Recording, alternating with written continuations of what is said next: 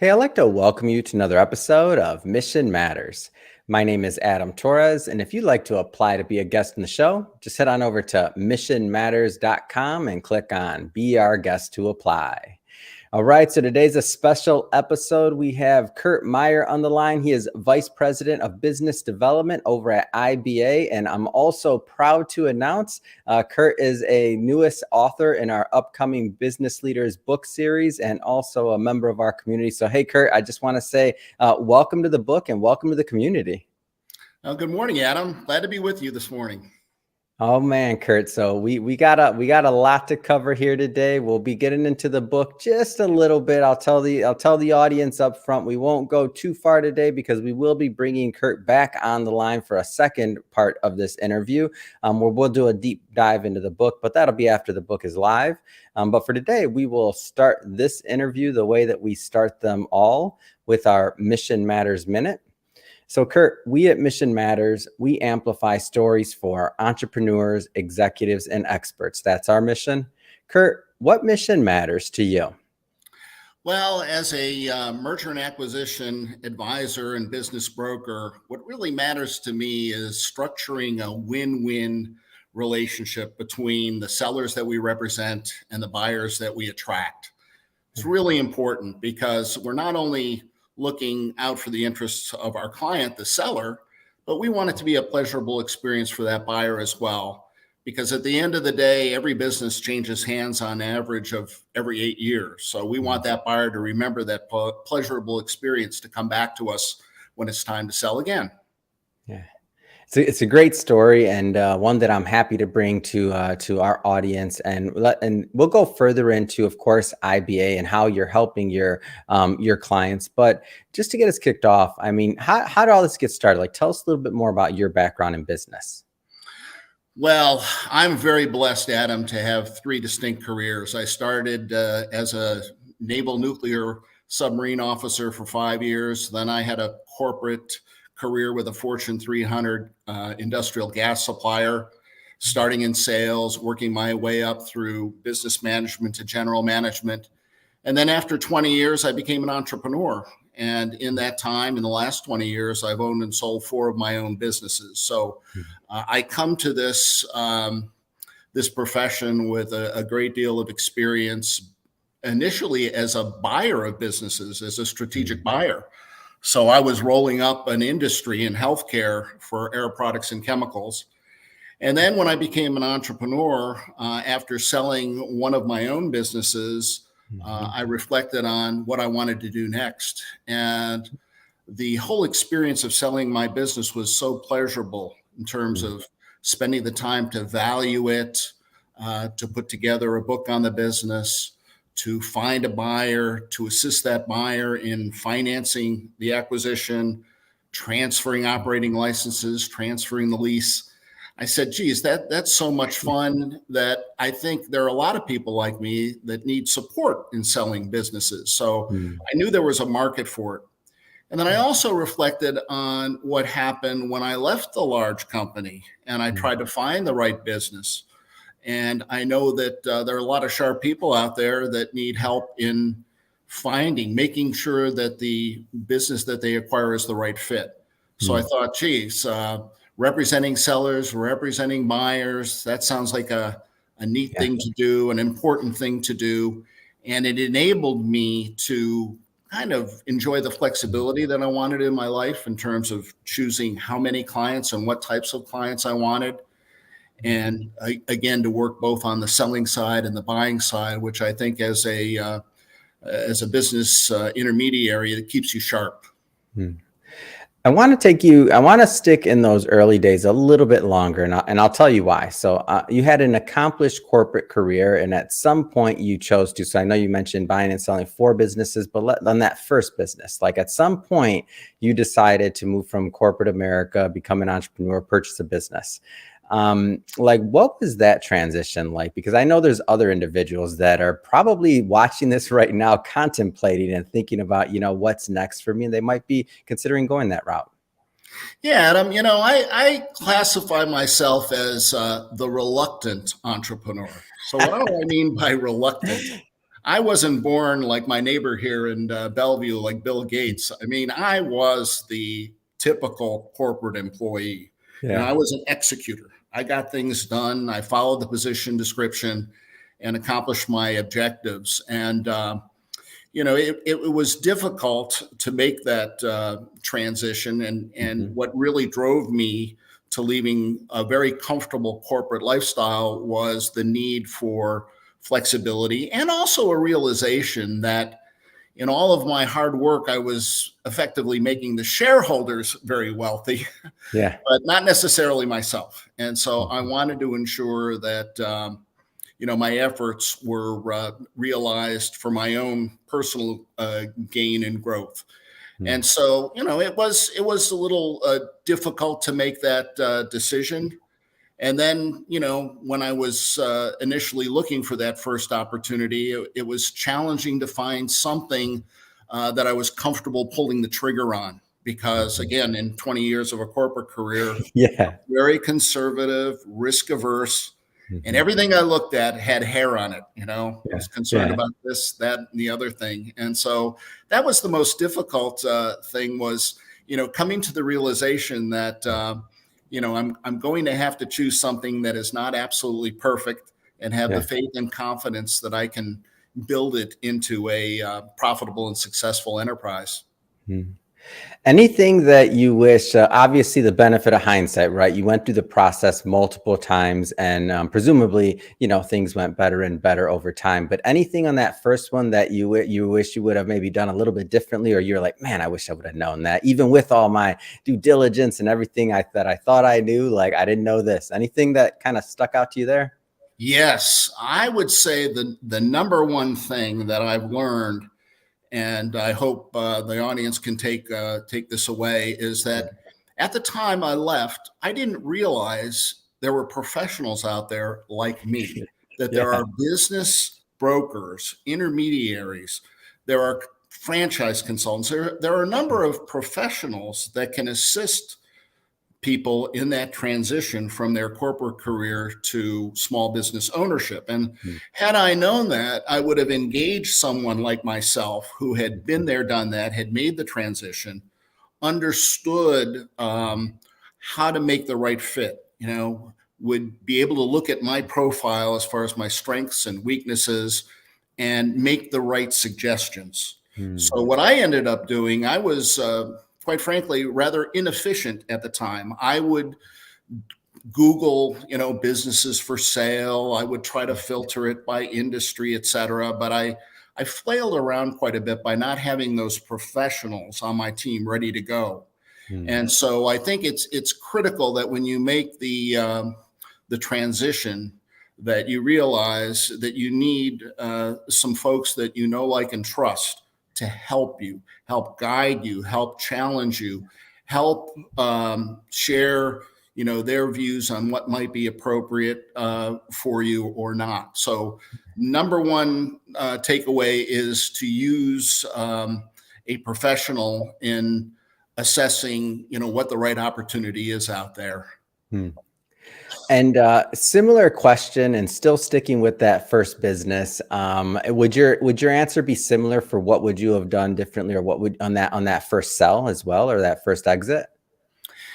Well, yes. I had to tee it up because I'll tell you what, I'm a huge fan of using professionals, but you don't know what you don't know, right? Exactly. And I think what happens is, you spend 20 years in a corporate environment, Yeah. and you go up the different rungs, and you have this confidence, almost bordering on arrogance, that everything. You're experienced, you're running a $250 million business, et cetera. But when you, as I just said, when you get out on your own and you're buying on your own, it's your money, your capital. It's important to make sure that it's the right decision. So in answer to your question about on the sell side, same thing. So the first business that I sold, my first business, was a franchise, and the buyer was basically unsolicited, approached me about buying my business. And so I didn't think about hiring an intermediary to do the work for me.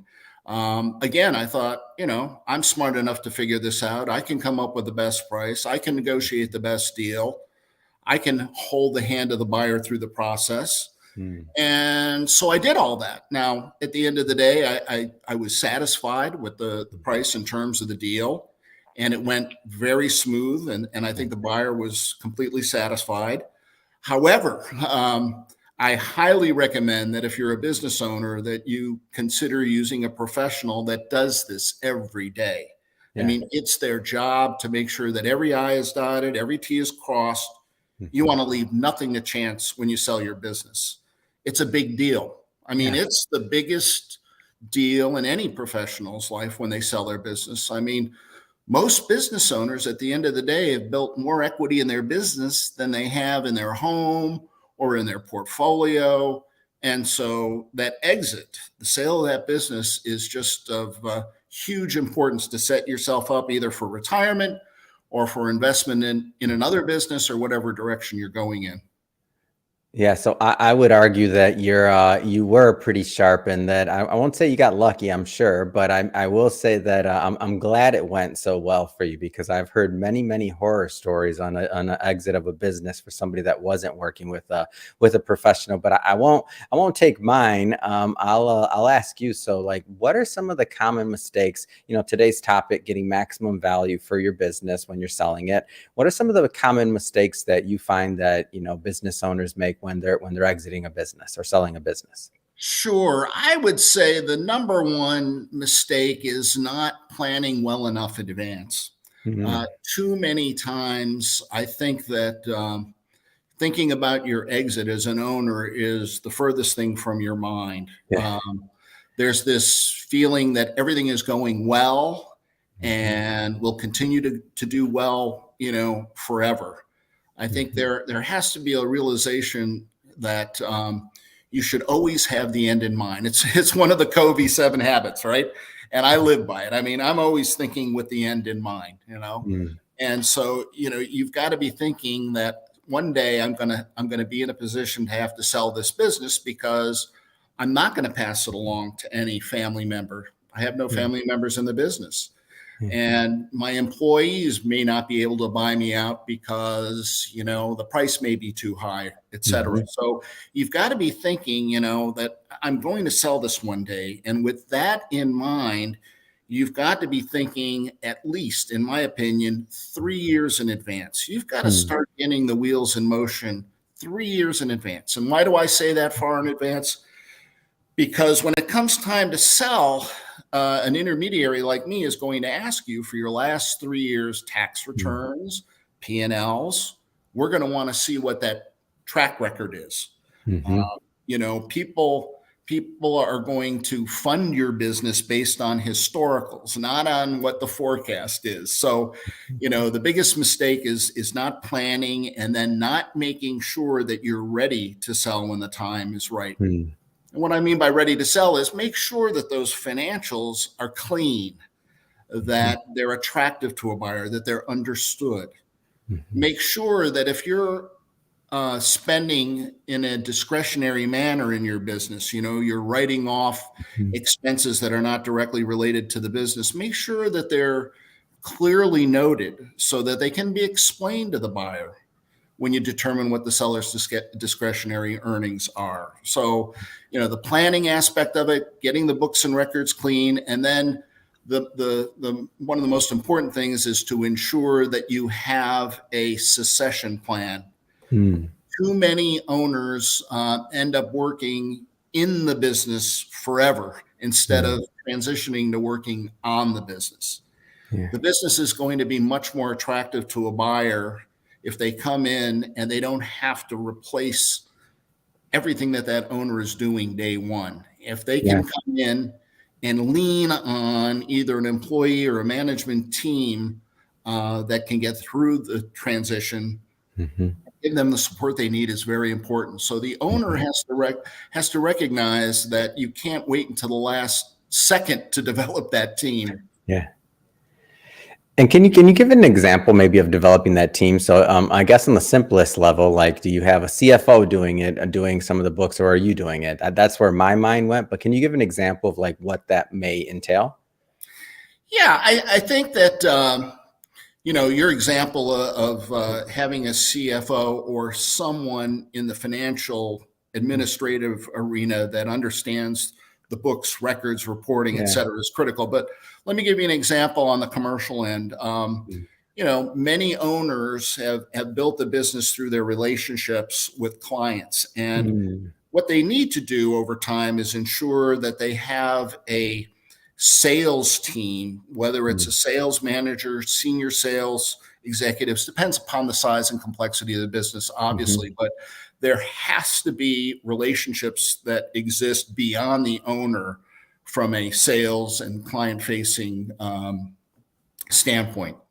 Yeah. And that makes total sense. So if you're thinking, okay, I'm going to buy this business from this owner, they're doing, X, Y, Z in revenue, they're doing all this. Then the owner leaves, and then all of a sudden your sales drop. You're in trouble, aren't you, Kurt? Exactly. And the one thing the owner does not want to happen is they don't want to have to come back into the business. Yeah. Once the business is sold, they want to move on to their retirement or to the next phase of their professional career. They don't want the buyer to fail. They really don't. Even though they've been paid for the business, the typical owner has pride in what he has built for good reason. And so the legacy should be important. Mhm. They want to see that buyer continue to do well. Of course. And, a good owner will recognize perhaps what skills they lack that a new buyer can enhance the business with.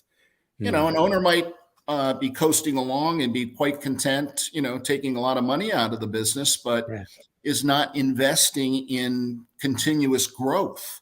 Mm. And as we all know in business, you either grow or you die. I Yeah, mean, for you know, sure.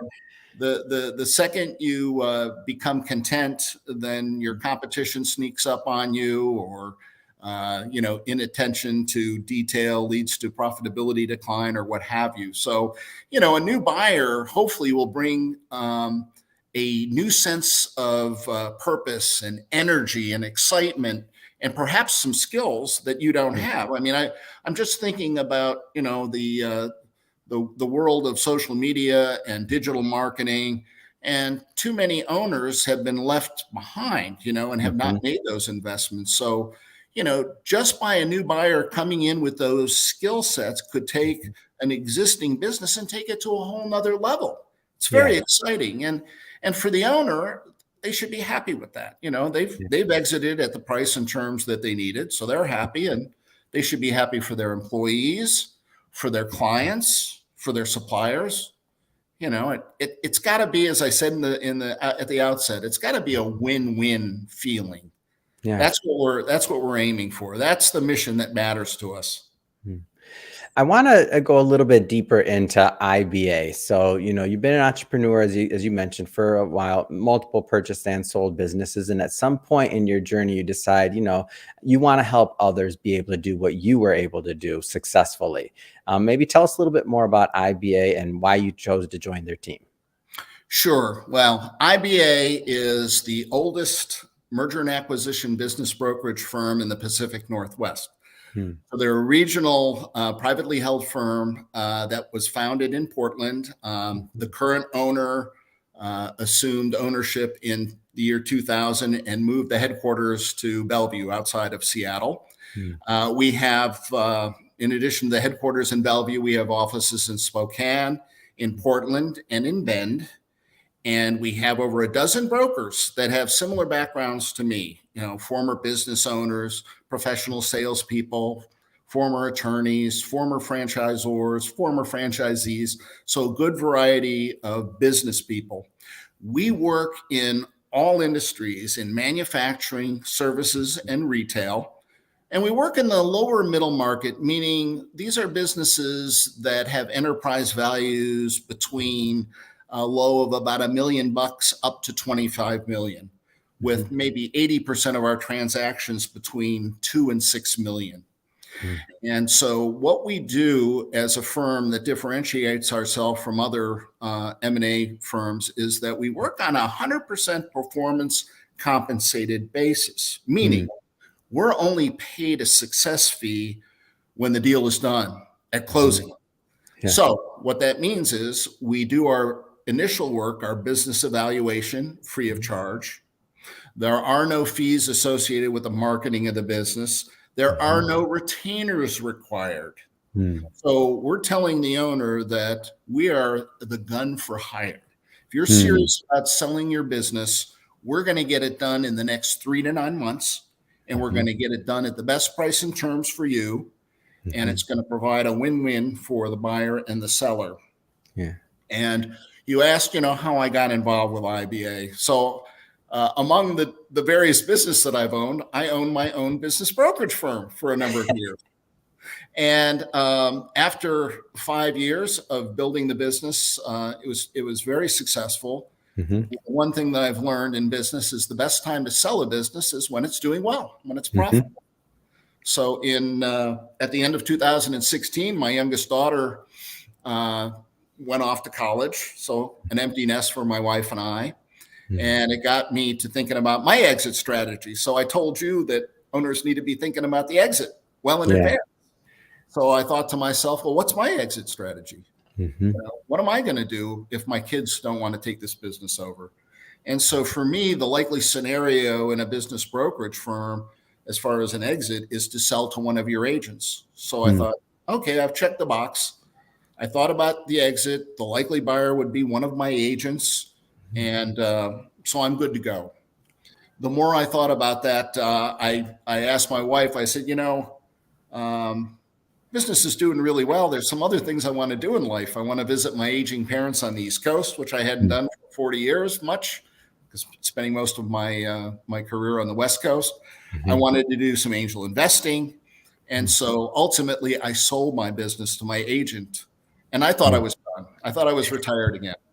I was 59 years old. And at any And they rate, pulled you back in, didn't they, Curt? yeah, you got it. I mean, 2017, I transitioned my business. I had my fun. I played my golf, Yeah. made some investments. And then I had developed a relationship with IBA in a very professional manner. I had some buyers that purchased businesses that IBA represented. So I did a couple of deals with the owner, developed a nice professional relationship across the desk. Mhm. And then when I sold my business, it remained a personal relationship. Mm. And one day, after a round of golf, I think I recall the moment well where the owner, my friend Gregory Kofsky, Mhm. reached out to me, and he had that look in his eye. And I knew where he was going. I knew that he had something in his mind about a role for me with Yeah. IBA. And I said, don't go there. I'm done. And and he said, yeah, I know you're done. I know you're not going to work for anybody anymore. I mean, that's why you sold your business, right? I mean, Yeah. you were done doing the hard work of a business broker, recasting financial statements, Mm. negotiating deals, the whole 9 yards. And so I wondered what he had in mind for me. And he said, I know what you like. You like to eat, drink, and play golf and schmooze. And I said, yeah, Yeah. you got that right. And I know what you don't like. Obviously, you don't like to work anymore. Yeah, you got that right. So what is it you want me to do? And he said, well, we have, a number of brokers, and you have relationships that you developed through the years with Mhm. referral sources, which for us are primarily financial advisors, Mhm. CPA firms, and attorneys. Because think about it. Yeah. Where are owners going to go when it's time to sell a business? They're going to turn to a trusted advisor and say, Yeah. can I retire? Do I have enough money to retire? Mhm. Can I pay the taxes? So Yeah. they're going to ask a trusted advisor as to where to go to sell the business, and it will come to us. And Mhm. it'll come through a personal relationship. People Mhm. deal with people they know, like, and trust. So he knew that I had a good network, and he also knew that I knew business brokerage cold. Mm. And so he said, I would like you to come on board in a business development capacity. Mm. And you can decide if you want to work 0, 20, 40, 60, 80 hours. It's up to you. You're not Mm. an employee. You're a 1099. I'll pay you appropriately based on the deals that you source, et cetera. And it was perfect. Yeah. It really enabled me to remain mentally stimulated, still in the game, still around business owners and such. And so I did have one caveat for him. I said, that sounds like a great opportunity, and I'd love to come on board your team and help you build it. But I'd like to also continue a focus I have on franchising. So, Adam, we didn't really talk about it, but that first business that I ended up buying was a franchise. Yeah. And I did so well with it that when I became a business broker, I became a franchisee again. So I was a franchisee for a major national brokerage firm. So franchising was very good to me. And I know that it's a very good option for first-time owners. And so I said to him, I have a franchise broker's license, and there's only 2 states in the country that require licensing to sell franchises. Washington State is one, New York State is the other. So I said, I want to remain engaged in the franchise community because I believe that certain buyers should be attracted to franchising for the right reason. And he had no problem with that. He said, hey, look, we represent sellers. We're focused on the selling side. Buyers to us are a dime a dozen. We really need to find those good, profitable companies to sell. But, if you want to work with buyers, be my guest. Yeah. And if you think franchising is a great option for them, have at it. And so he allowed me and has allowed me to not only continue my work in franchising, but we have brought on a full-time resource in the firm to focus on buyers who have a preference for franchises over the purchase of existing businesses. So anyway, that's how I got to IBA. It was based on a great. I love it. It's a great story. It's like you thought you were done and they got you back, and it makes sense because you have so much to offer, and that's the way I see it. And that gentleman was genius because he knows once you get in there, like your heart is to help these business owners. You've been doing it for yourself, you've done it for others, and you want to see people succeed. So you get a guy like you in the seat, and you can't help it. I know you over deliver, and I know you work more than you're supposed to in your supposed retirement. No, that's correct. I think that, it's ironic that everybody, thinks about retirement as, the end all goal. And I can't wait till I get to the finish line so I can kick back and relax. But I think what we're all realizing is that in addition to keeping yourself physically fit, for your longevity, it's more the mental stimulation, It's not, sitting in front of a tube watching CNN or Fox News or the network of your choice.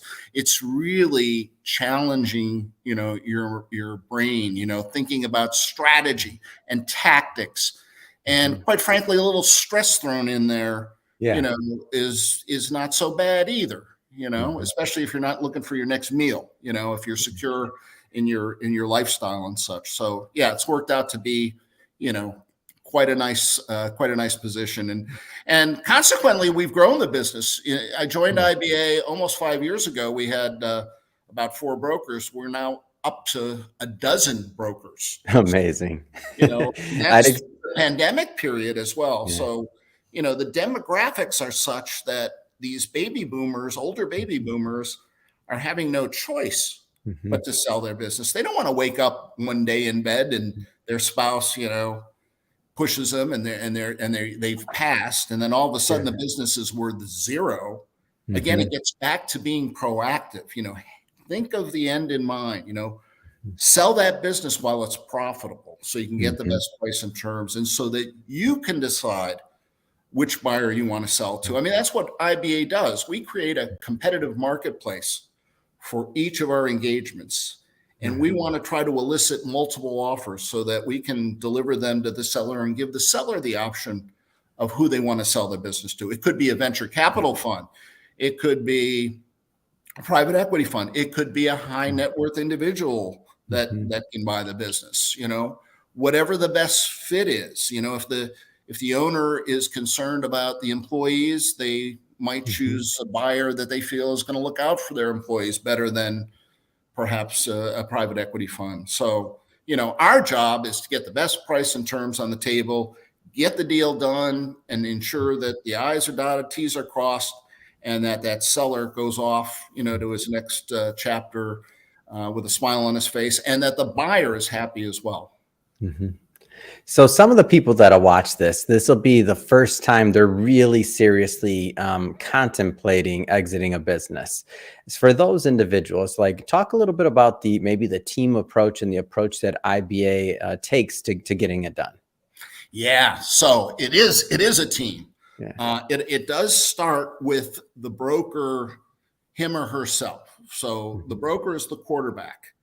But the other team players that are involved are typically the CPA for the seller, for the owner, Mhm. and an attorney for the owner. Now, that attorney needs to be somebody that's well versed in business transactions, not Mhm. necessarily, the family estate attorney or an Right. attorney, that they know that is a divorce attorney or something. It has to be Yeah. specific to business transaction, because both the seller and buyer have to understand that, the deal has to be fair for both. So you can't be trying to pull the sheets over to your side Yeah. at every opportunity. You have to be reasonable. Mhm. When you're the seller, you have to put yourself in the buyer's position, and think, what does the buyer want? What does he expect to see? Mhm. And the same goes for the attorney on your side as well. So the team members would be the CPA and the attorney, and probably the financial advisor for the owner, for the seller, Mhm. to ensure that he's on board with how the equity is going to be transferred from the business to the personal portfolio to be managed for retirement or what have you.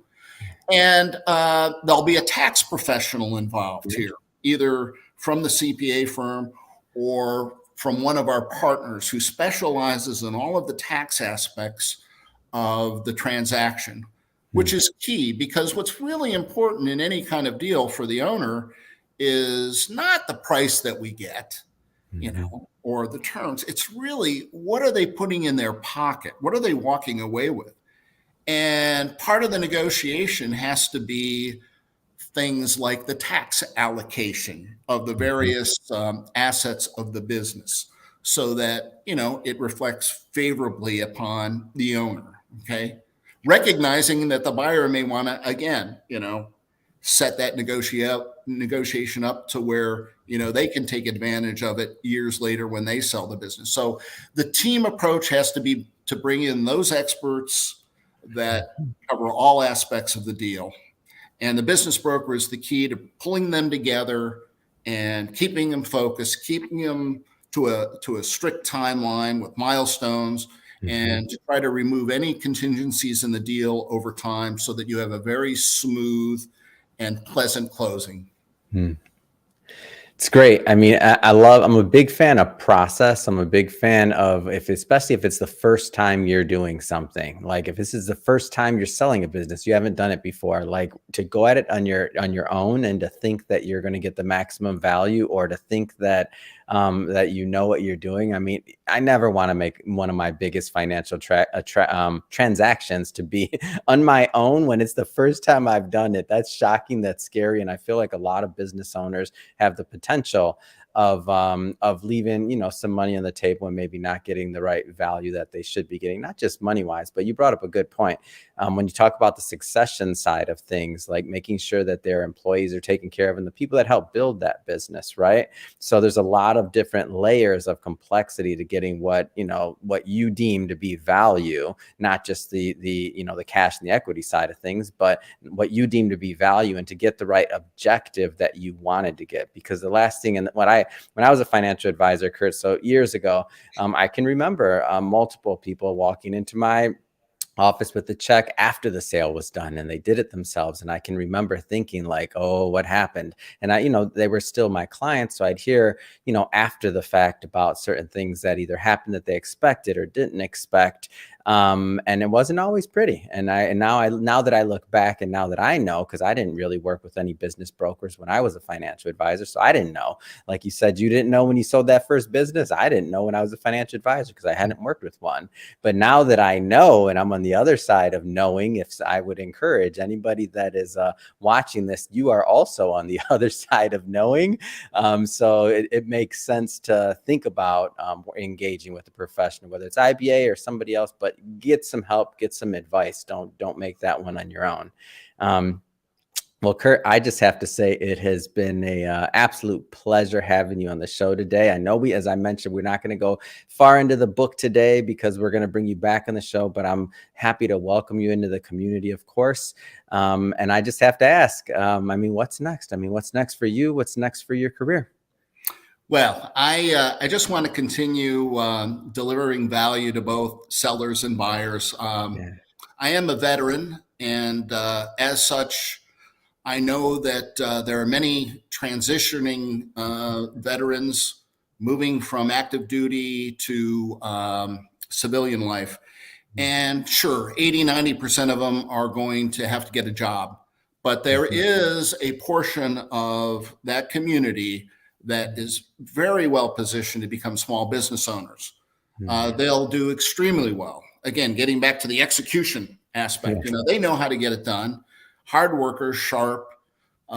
Many of them have had years of managerial experience. So I want to expose them to the entrepreneurial option that they should consider either the purchase of an existing business or a new franchise, in addition to doing job interviews and such. So what's next for me is to just continue to deliver, to folks who want to achieve the American dream of small business ownership.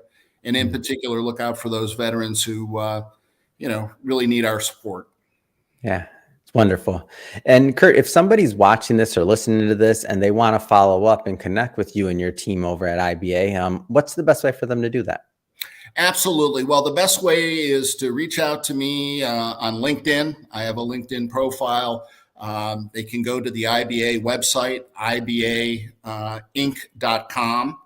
And I'll be more than happy to talk to them, whether they're interested in selling a business or just, continuing the discussion about preparing to sell a business for maximum value.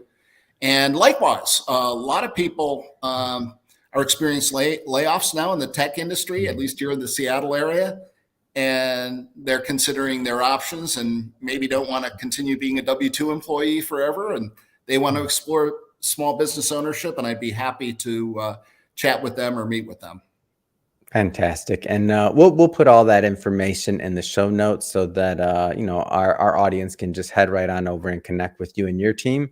And speaking of the audience, if this is your first time with Mission Matters or engaging in an episode, we're all about bringing on business owners, entrepreneurs, executives, and experts and having them share their mission, the reason behind their mission, really how they're out there making a difference in the marketplace.